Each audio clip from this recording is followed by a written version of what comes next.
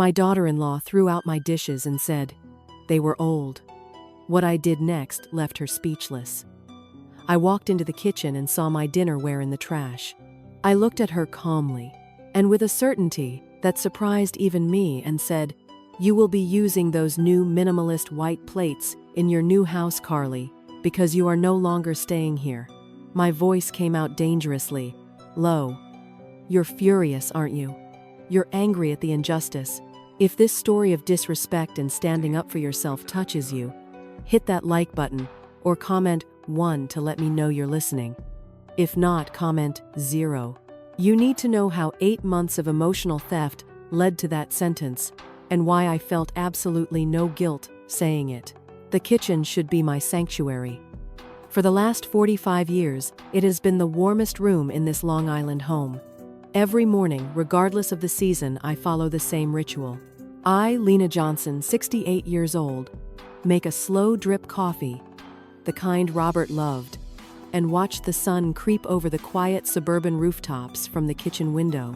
The only sound used to be the gentle thump-thump of the coffee dripping into the ceramic pot, and the faint squeak-squeak of my old sheepskin slippers against the ceramic tile floor. It was a ritual of peace, my small cherished pocket of time before the world, or rather before Carly, woke up. But that Tuesday morning, my peace was brutally interrupted. The squeak of my slippers came to an abrupt halt. The trash can was open, and from its edge, I saw a flash of cobalt blue porcelain. My heart didn't just stop, it seized.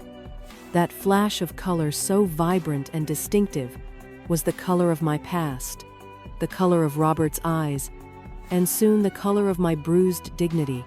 The scent of Carly's expensive cloying perfume, too heavy for 7 in the morning, and certainly too expensive for a woman whose husband was supposedly laid off, hung thick in the air.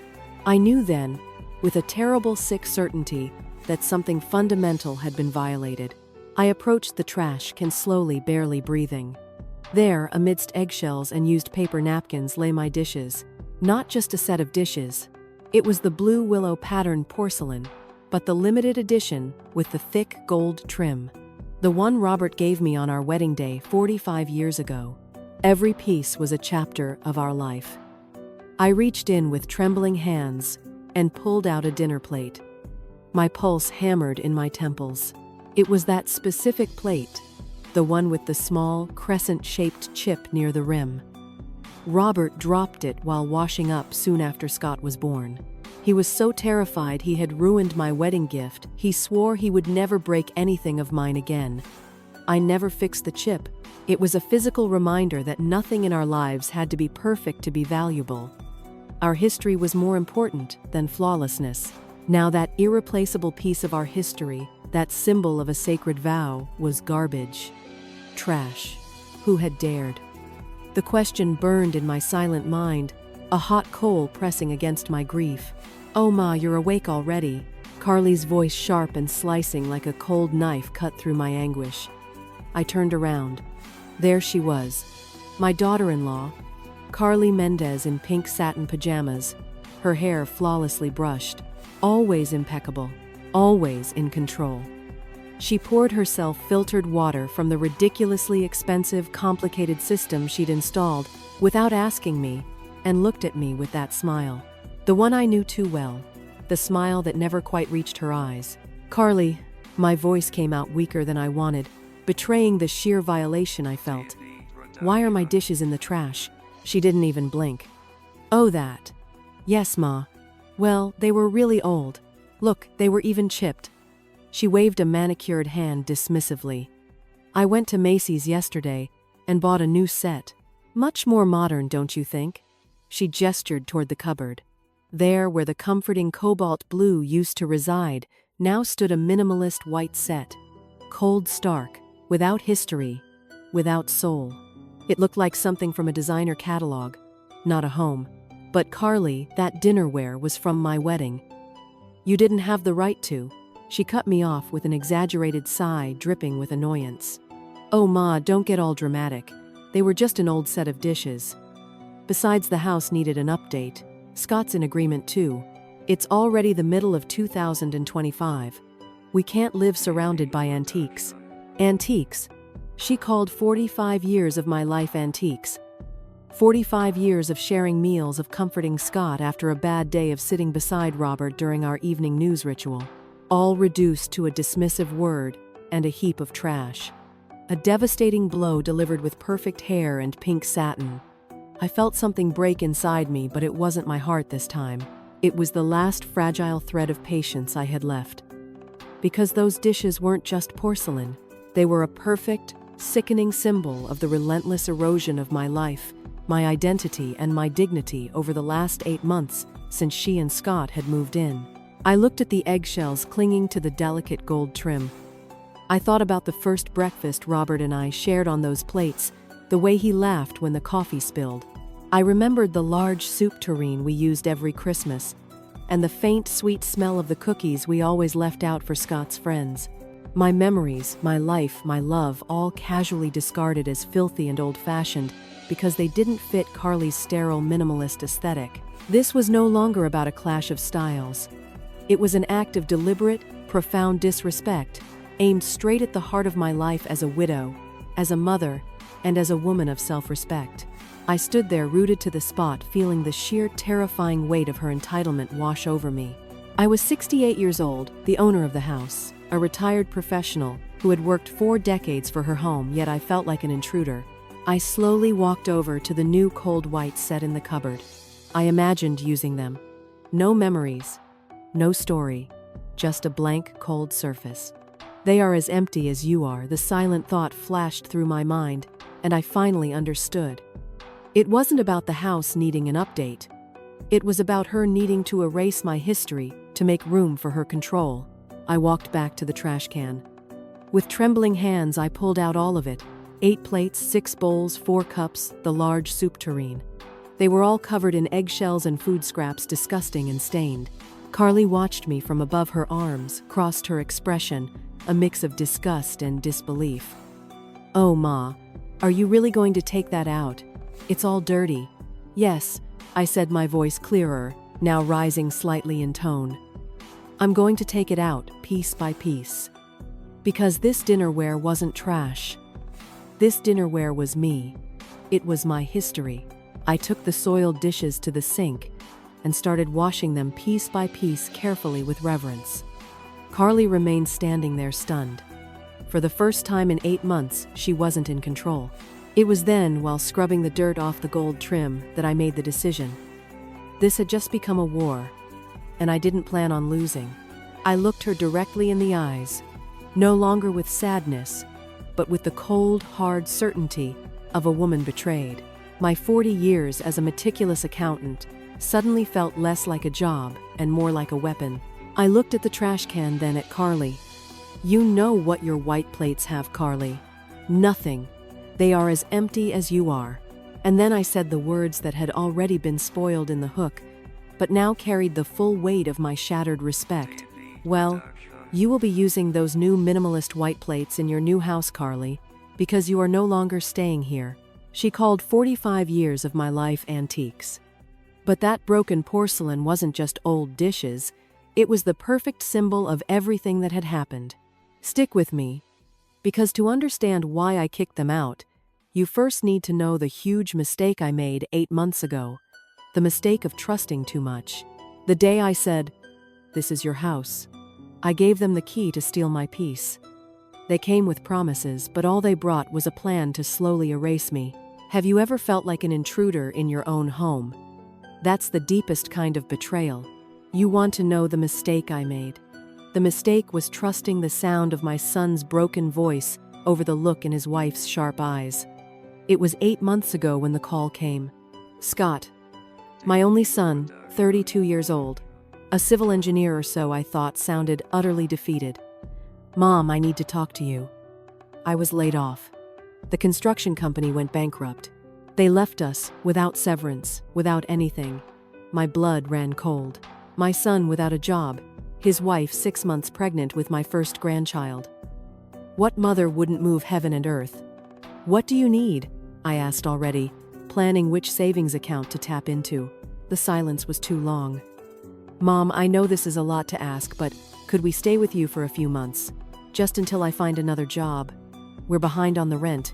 I didn't let him finish. "This is your house, Scott. It always has been." I heard his audible sigh of relief, quickly followed by Carly's sharp, excited voice in the background.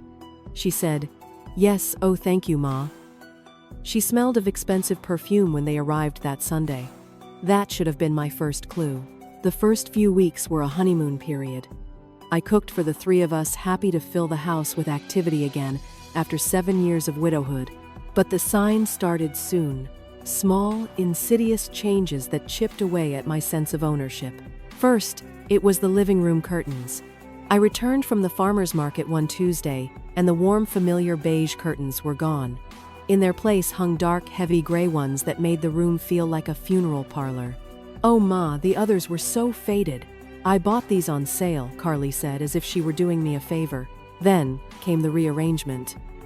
She moved the heirloom mahogany bookshelf Robert and I inherited from my grandmother, claiming the light came in better this way. That sofa where Robert and I watched the evening news, and where I rocked Scott as a baby, was suddenly foreign, pushed against a wall I never intended. Next, the auditory assault. Carly would blast loud hip-hop music while I tried to read or sew. When I politely asked her to lower the volume, she'd sigh deeply, rolling her eyes as if I were a bitter old woman. "The baby needs stimulation, Ma." I read it in a book. I stayed silent. I told myself, they need support. They are my family. A mother doesn't abandon her son in the storm. But the storm was just beginning, and the one drowning was me. 2 months turned into 4. Scott was still looking for a job, but his efforts felt half-hearted. By the 4th month, Carly stopped asking permission for anything. She just informed me. One Saturday, I returned from the market and froze in the hallway. My living room furniture was piled up in the hall, my wedding photos, my grandmother's sideboard, the mahogany bookshelf. My heart raced with panic. "What is going on?" I asked, my voice weak. Carly appeared with a measuring tape, treating me like a bothersome delivery person. "Oh, Ma, good thing you're here. I hired a guy to help us take these pieces down to the basement. We're going to need more space with the baby. I'm putting a playpen and a rocker here. Doesn't that sound perfect?" She wasn't asking. She was informing me, outlining her plans for my house. When I protested, reminding her the furniture had sentimental value and would be ruined by the humidity of the basement, she looked at me with pity and impatience, the expression that always made my blood boil. "Ma, understand we're not in the 82nds anymore. These pieces are very old-fashioned.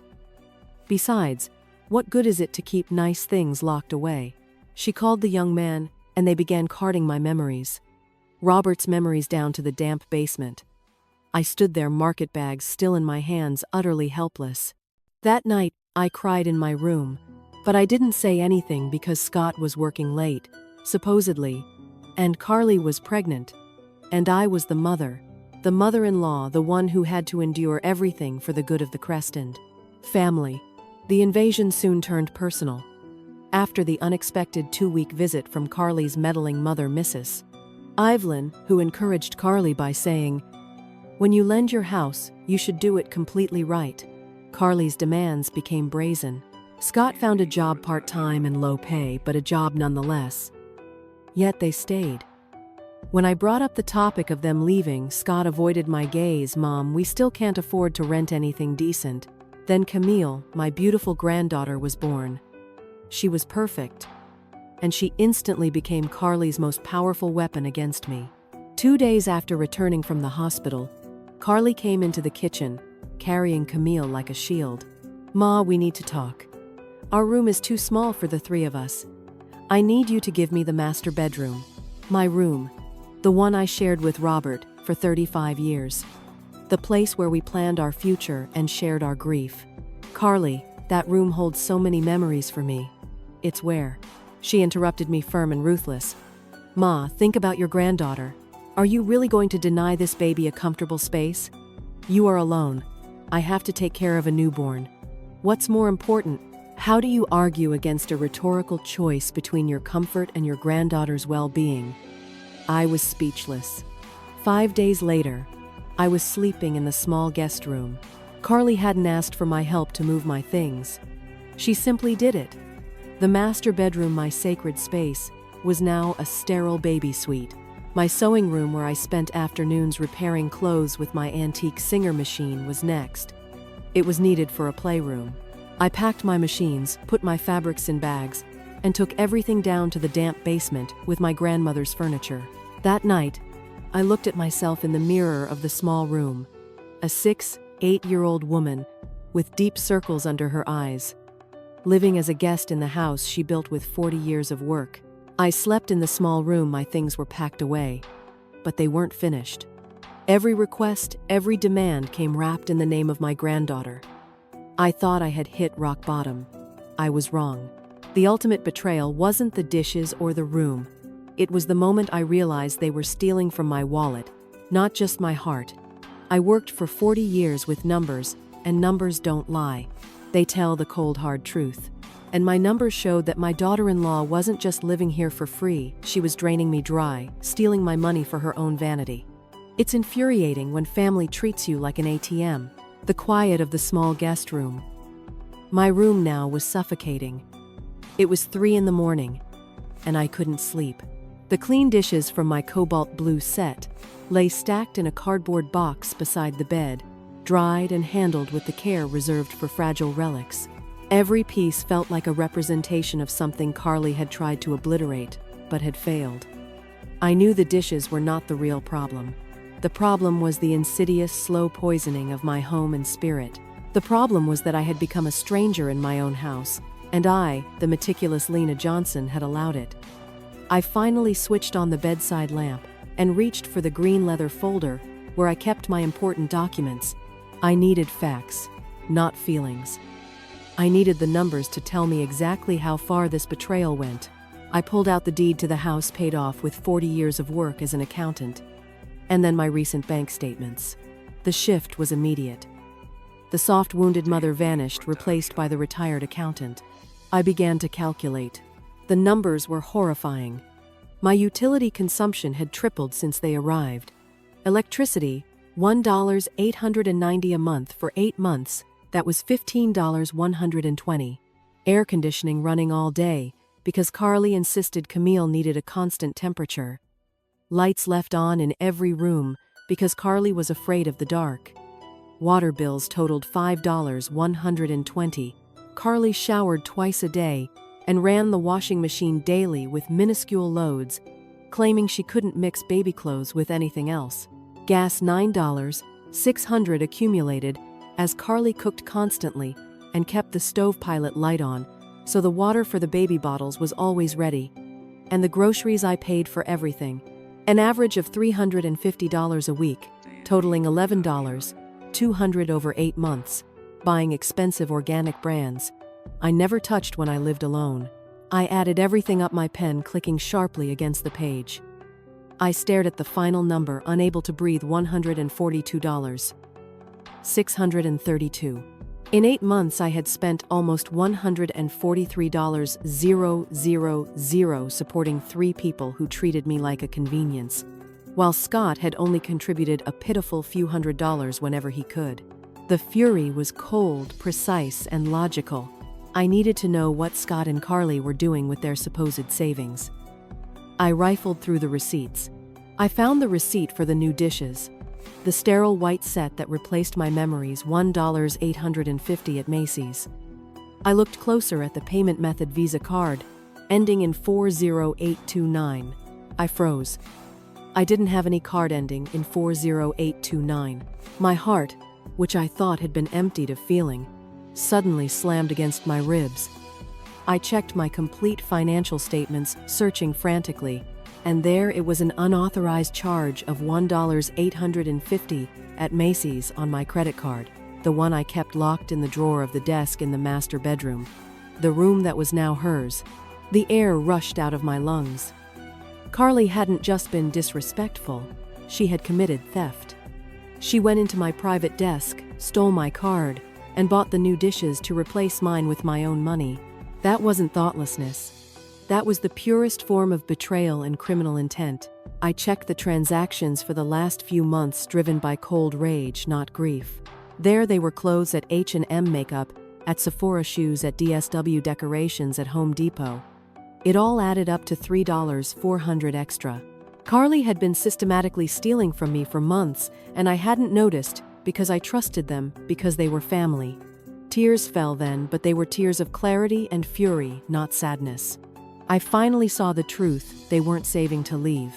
They were using me as a free luxury hotel while draining my savings. My rage gave way to a chilling sense of purpose. I locked the documents away. I needed to act, but not blindly. If 40 years as an accountant taught me anything, it was that you need irrefutable evidence before you move. I needed one last definitive piece of evidence. I needed to know if Scott and Carly still saw me as human, or purely as a financial resource. 2 days later, I ran the experiment. It was Thursday morning. Scott was gone, and Carly was in the living room, watching videos while Camille slept. I approached slowly, leaning heavily against the doorframe, exaggerating my labored breathing. "Carly," I whispered, my voice intentionally weak. "I don't feel well. My chest hurts really badly. I can't breathe well." She didn't even lift her head from her phone at first. "What is it, Ma?" she asked, with open annoyance. "This is different." I pressed, acting out the pain that was now entirely real, fueled by my escalating anxiety. The pain goes all the way up my left arm. My father died of a heart attack, and I'm scared. I allowed myself to slump onto the sofa, needing to see how far her indifference would go. Carly sighed, a long, dramatic exhale that communicated profound irritation. She finally stood up grudgingly. "Oh no, Ma. Today is Thursday. I'm meeting my friends for lunch at 12. I haven't left this house in 2 weeks. You can't ask me to cancel." I looked at her, hoping for some flicker of humanity. Hoping she would say, "Just kidding, I'll take you." But she didn't. "Call Scott, or can you take me and the baby comes with us? I really feel very ill." She checked her phone again, her face a mask of profound annoyance. "Ma, don't be dramatic. If it were a heart attack, you'd be lying on the floor. It's probably stress or something you ate. Rest for a bit, and if it doesn't go away, call a taxi. I really can't cancel." I leaned against the doorframe, my chest genuinely tightening with fear. I looked at Carly and said, "I don't feel well. My chest hurts really badly." She didn't even look up from her phone. She looked at me with annoyance, not concern, and sighed. What she said next was the one thing that proved beyond any doubt that I was just a resource to her and that my life was worth less than her lunch plans. Carly left the house 5 minutes later, perfectly made up, smelling of expensive perfume and carrying a designer bag. A bag I now suspected she had purchased with my stolen card. She didn't look back. She didn't pause. She simply said, "Ma, are you still lying there? I told you to drink some tea, and please watch Camille.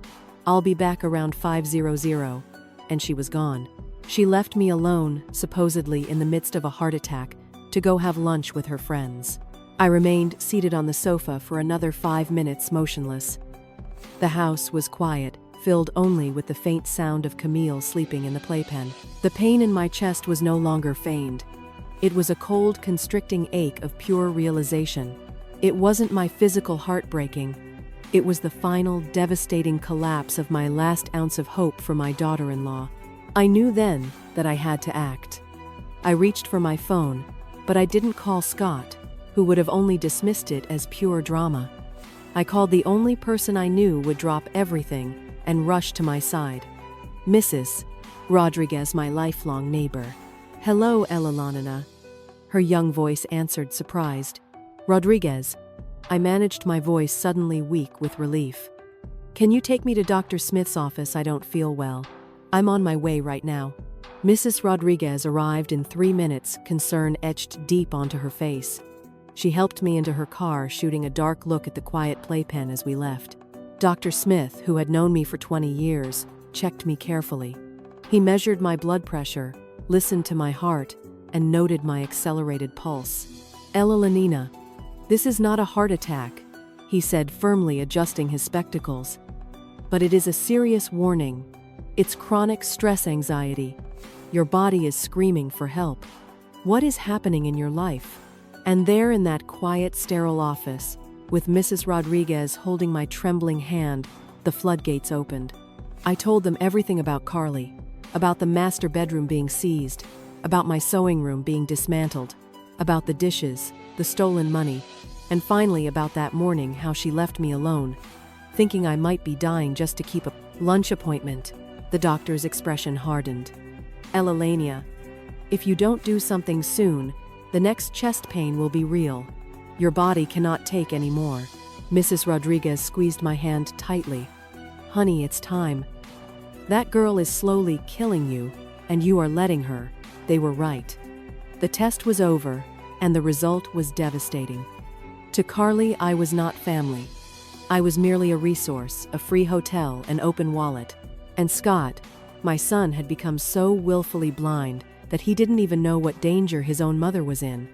I left that office with a prescription for blood pressure medication, and an absolute cold certainty it was over.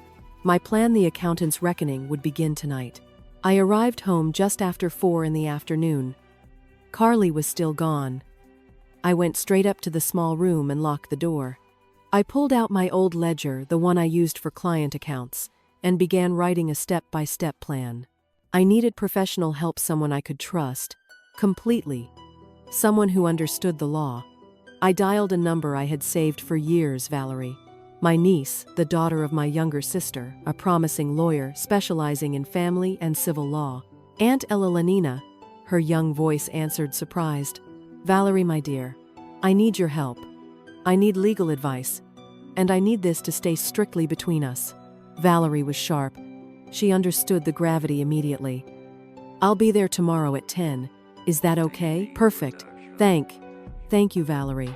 The next day, Friday, Scott had already left for work, and Carly announced she was going to her mother's house with Camille for a few hours. It was the window I needed. Valerie arrived punctually. Tall, sharp, dressed in a navy blue pantsuit, carrying a professional briefcase. We sat in the kitchen. I laid out every single document, the bank statements, the utility bills, the receipts, the house deed in my name, and the photographs of the unauthorized charges on my credit card. Valerie reviewed everything with a lawyer's cold, calculating eye.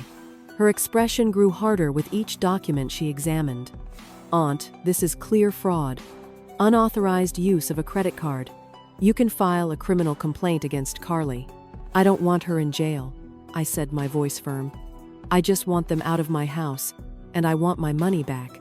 Understood, Valerie said, pulling out her laptop. Then we'll do this. She started typing, the clicking of the keyboard filling the kitchen like a war drum. First, we draft an eviction notice. You have every legal right.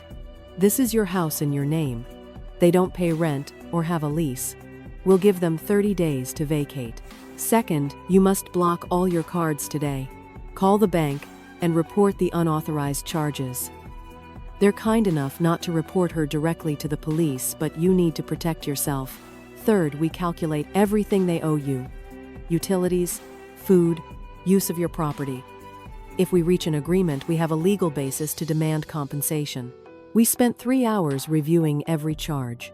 When she finished, she showed me the document, Notice of Eviction. It specified that Scott Johnson and Carly Mendez had 30 calendar days to vacate 45 Maple Drive. A copy of the deed and the expense breakdown were attached. This has legal weight, Aunt. If you sign it and give it to them with witnesses present, they can't claim later that they didn't know. Valerie looked at me seriously. Are you ready? Scott is your son. It's going to hurt. He's going to say mean things. He's going to try to make you feel guilty. I thought about the Scott of now, the one who was never around, the one who chose not to see, the one who had left me at the mercy of his wife. I'm ready, I said, signing the document with a trembling but determined hand. I'm not just his mother anymore. I'm also Elelania, and Elelania deserves respect. I had the eviction notice signed. I had the evidence of the fraud. But before I handed it over, I needed one last confirmation. I needed to know if I was truly family or just a source of resources. I locked the documents in my nightstand. That same afternoon, I heard their voices in the garden, and what I accidentally overheard made my blood run cold. My son knew about everything, and he had acquiesced with his silence. The moment I overheard their conversation in the garden, the last thread of maternal guilt snapped. My son knew. He allowed his wife to steal from me. The fury I felt wasn't just about the money. It was about the death of my faith in my own child. I had just locked the eviction documents in my nightstand when I heard their voices outside. I moved to the small room's window and carefully peeked out. Scott and Carly were next to the fountain, the one Robert installed years ago. They were talking quietly, fragments of their conversation carried on the afternoon breeze. "Sweetheart, just 6 more months, and we'll have enough for the down payment," Carly was saying. 6 more months. They wanted to stay here, draining my resources for another half year to save $20,000 money they would acquire by bleeding my savings dry. Your mom is pure drama. As long as she has Camille nearby, she won't do anything. We have her eating out of our hand, Carly reassured him. Then, she added the fatal phrase. Besides, I've already taken about $5,000 from her card and she hasn't even noticed. I waited for Scott to scold her to show some moral compass, but he didn't. He just stayed silent. And that silence was the final devastating piece of evidence I needed. My son knew. I closed the window with trembling hands, shaking not from fear but from a cold, absolute fury. I went downstairs.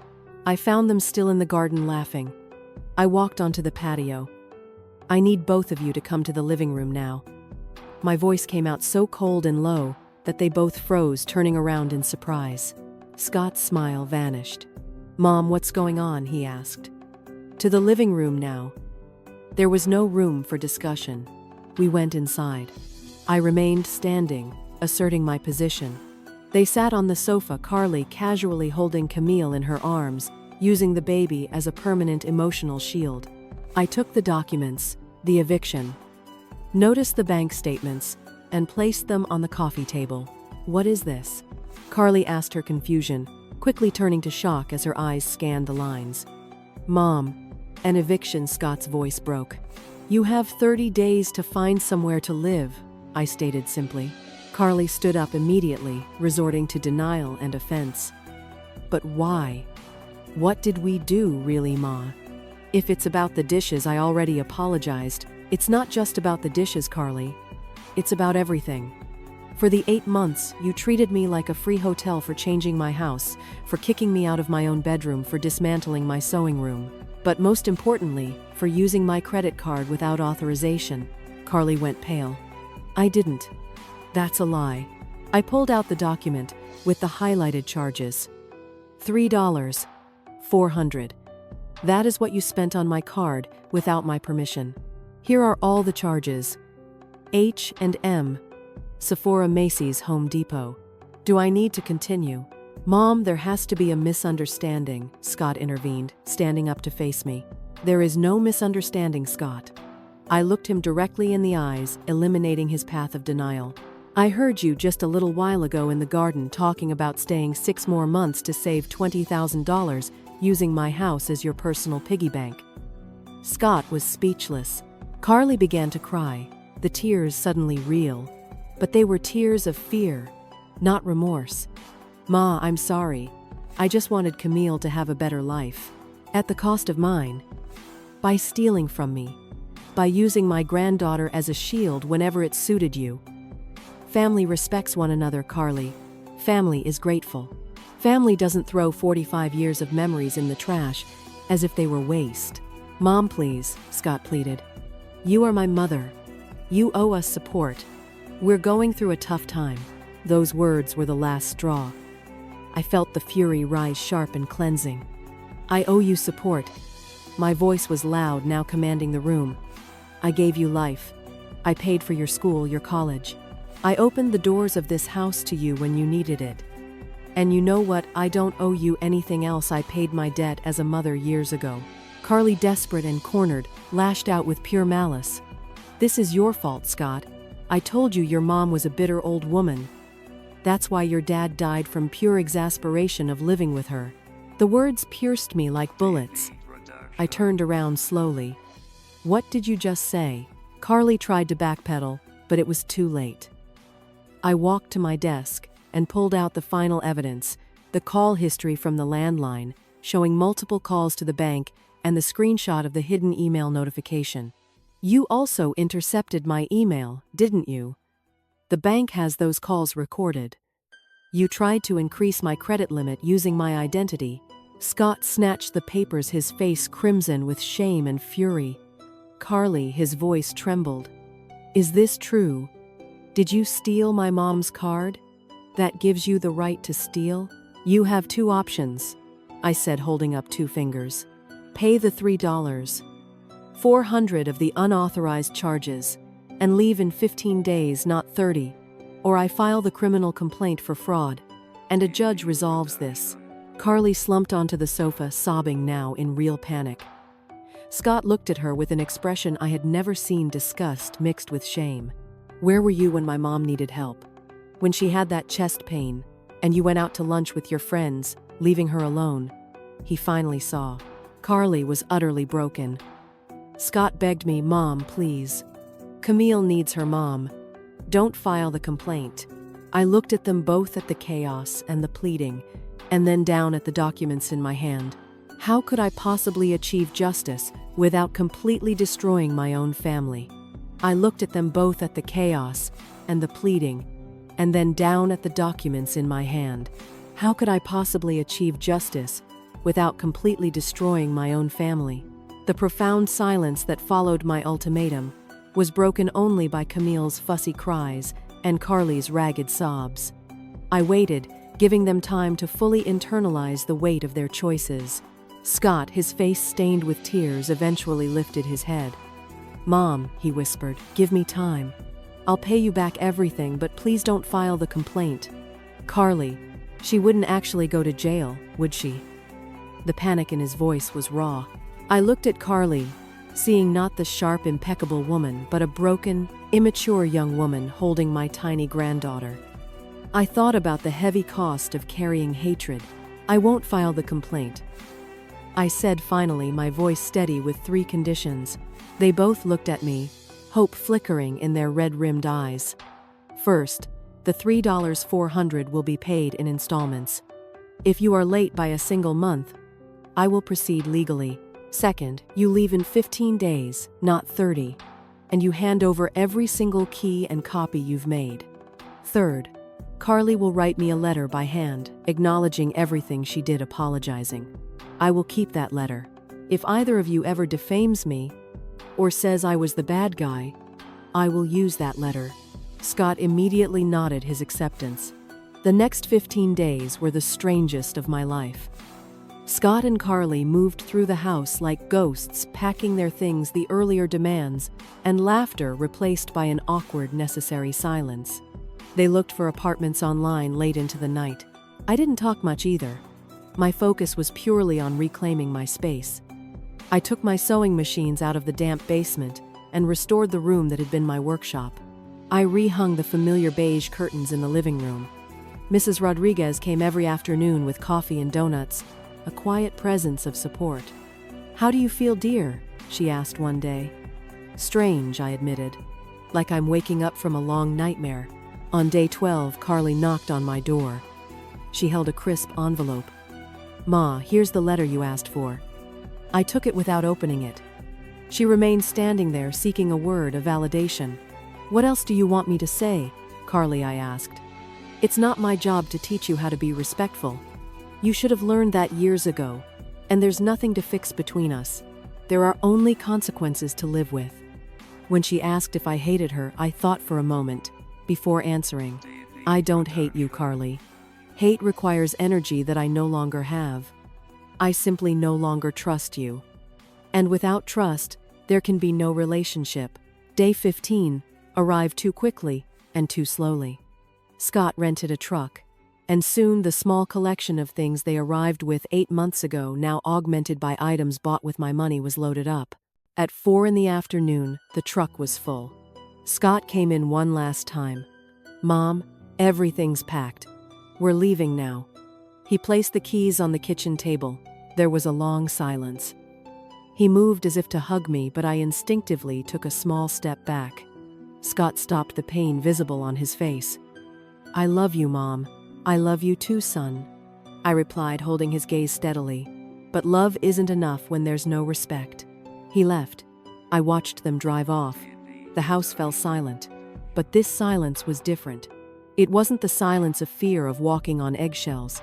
It was the silence of peace. Months passed. Scott's $200 payments arrived punctually every month. He didn't miss one. Then, one Thursday in October, almost a year later, Scott arrived unannounced. He looked thinner, but his eyes were clearer, more awake. He had sold his car. Here are the $1,600 that were left, he said, placing a thick envelope on the table. I sold my car. I couldn't keep paying in trickles something that Carly and I have owed for months. I needed to close this debt to truly start over. He told me Carly was working, and in therapy, learning to set boundaries and cope with her own toxic past. He softened when he spoke of Camille, who was now walking and talking. We tell her that Grandma Ella Lanina is a strong woman who taught us to be better. Mom, he finally said, taking a deep breath, give me permission to visit you once a month. Nothing more. Just reconnect as mother and son. I looked at him. I saw the man who owned his mistakes. I stepped forward and hugged him tightly. You can come once a month on Sundays at 1100. You bring donuts, and I'll make the coffee. After he left, I retrieved the cardboard box from the high shelf, my cobalt blue dinnerware. I had taken the set to an artisan who practiced kintsugi, the ancient Japanese technique where broken pottery is repaired by filling the cracks with gold. They don't hide the breaks, they celebrate them. I pulled out the plate Robert had chipped. Now the break was sealed, with a shimmering line of gold that looked like a small river.